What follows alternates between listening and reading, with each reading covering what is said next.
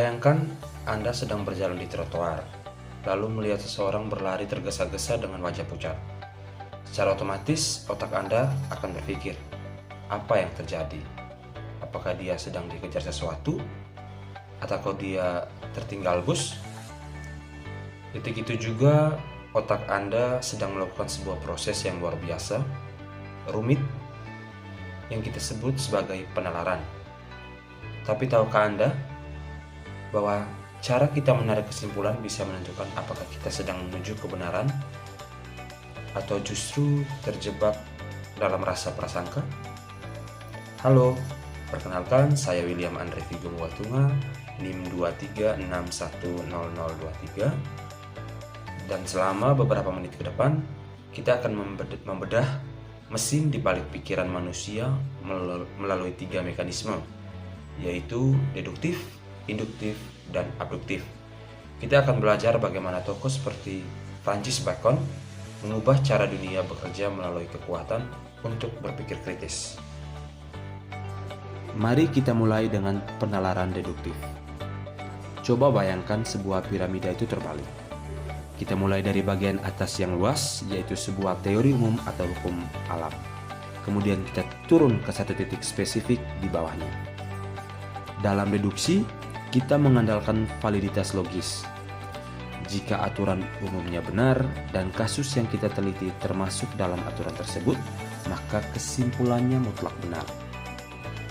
Contoh kasusnya misalnya ada teori psikologi yang menyatakan bahwa semua gangguan kecemasan memiliki gejala fisik seperti jantung berdebar. Lalu kita melihat klien bernama Budi yang didiagnosis gangguan kecemasan. Secara deduktif, kita bisa menyimpulkan bahwa Budi pasti memiliki gejala fisik. Dalam riset kuantitatif, seperti yang ada pada dokumen materi kita, deduksi digunakan untuk menguji hipotesis. Kita punya teori, kita ambil datanya, dan kita lihat apakah data tersebut tunduk pada teori tersebut. Deduksi adalah tentang pembuktian dan validasi. Nah, sekarang kita beralih ke penalaran induktif. Ini adalah kebalikan dari deduksi. Bayangkan piramida tegak. Kita mulai dari observasi-observasi kecil di dasar, lalu kita membangun generalisasi ke atas. Disinilah Francis Bacon berperan besar. Dalam dokumen Novum Organum, Bacon menolak cara berpikir lama yang hanya mengandalkan otoritas. Beliau menekankan empirisme, artinya pengetahuan harus dibangun dari apa yang kita lihat dan kita rasakan secara sistematis. Contoh kasusnya, Anda melakukan observasi di sebuah sekolah. Anda melihat anak A yang sering bermain game, kekerasan cenderung lebih agresif. Begitu juga dengan anak B dan C. Dari serangkaian pengamatan ini, Anda menarik kesimpulan umum. Paparan game kekerasan dapat meningkatkan agresivitas anak. Namun, ingat, induksi tidak memberikan kepastian 100%, melainkan probabilitas. Itulah sebabnya dalam statistik psikologi ada istilahnya p-value atau tingkat signifikansi. Karena kita tahu selalu ada kemungkinan pengecualian. Induksi adalah jantung dari riset kualitatif, di mana kita membangun teori baru dari pengalamannya yang nyata. Di bagian yang terakhir, dan ini yang paling menarik dalam dokumen kita, adalah penalaran abduktif.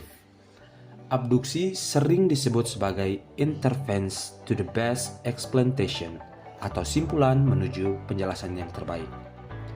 Jika deduksi adalah tentang kepastian dan induksi adalah tentang pola, maka abduksi adalah tentang dugaan cerdas. Abduksi dimulai ketika kita menemukan fakta yang membingungkan atau data yang tidak lengkap. Contoh kasus, bayangkan Anda masuk ke ruang kelas dan melihat semua mahasiswa terlihat sangat mengantuk. Anda tidak punya hukum umum tentang ini, deduksi, dan Anda tidak melihat prosesnya dari awal, induksi. Namun, Anda tahu ada ujian berat tadi malam. Maka, penjelasan paling masuk akal adalah mereka mengantuk karena begadang belajar. Francis Bacon menjelaskan bahwa ilmuwan sering menemukan data yang aneh. Abduksi membantu ilmuwan tersebut membuat hipotesis baru untuk menjelaskan data aneh tersebut.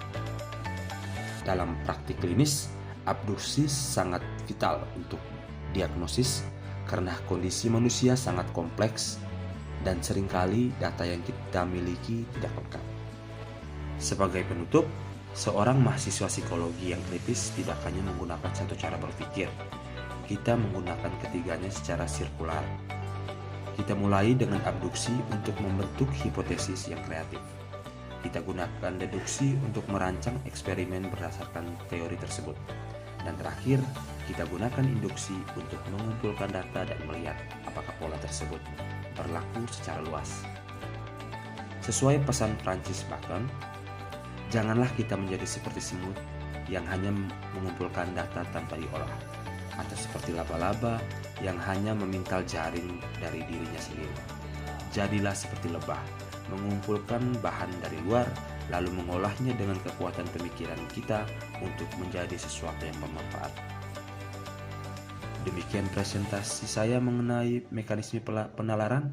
Semoga ini membantu kita semua menjadi pemikir yang lebih jernih dan objektif. Sekian dan terima kasih.